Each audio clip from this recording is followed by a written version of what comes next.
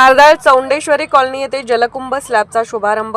तारदाळ येथील जलजीवन योजनेच्या माध्यमातून जलकुंभ उभारणी करण्याचे काम युद्धपातळीवर सुरू असून चौंडेश्वरी कॉलनीमधील 9 लाख क्षमता असलेल्या जलकुंभ स्लॅबचा शुभारंभ अनेक मान्यवरांच्या उपस्थितीत श्रीफळ वाढवून करण्यात आला।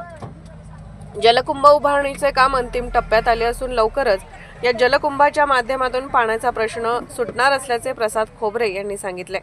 सगळ्यात मोठ्या चौंडेश्वरी टॉकीचं काम खोतवाडी आणि या वाढीव भागासाठी इथून पाणी जाणार आहे। ही टॉकी जवळजवळ 9 लाख लिटरची टॉकी आहे आणि त्याचं आता स्लॅबचं काम आज चालू आहे। परवाच दत्त मंदिर बसल्या टॉकीचं काम स्लॅबचं काम चालू झालेलं आहे। सगळं काम अतिशय चांगल्या पद्धतीनं चालू आहे। मेन लाईनचं काम सुद्धा दांडोळी गावापर्यंत पूर्ण होऊन ती लाईन आपण जोडून ट्रायल घेतलेली आहे। नवीन मोटरीचं काम दांडोळी चॅकवेलमध्ये नवीन मोटरीचं सुद्धा काम बसवायचं चालू आहे। लवकरात लवकर तारदाळ गावाला आपल्याला मुबलक पाणी लवकरात लवकर मिळेल। या प्रसंगी माजी जिल्हा परिषद सदस्य प्रसाद खोबरे, सरपंच पल्लवी पोवार, खोतवाडी सरपंच विशाल कुंभार, उपसरपंच बबलू कोळी, भीमराव बन्ने, सचिन पोवार, रणजित पोवार, ग्रामपंचायत सदस्य प्रवीण पाटील, विमल पोवार, प्रियंका खोबरे, राणी माने, लक्ष्मी चौगले, सुरेश पोवार, बापू चोपडे, रमेश नरमदे, सावंता माने, सुकुमार कोळी, वसंत चौगले, किरण साखळकर, उत्तम सासने, करण खोत, गजानन नलगे, भाऊसो चौगले, वैभव पवार,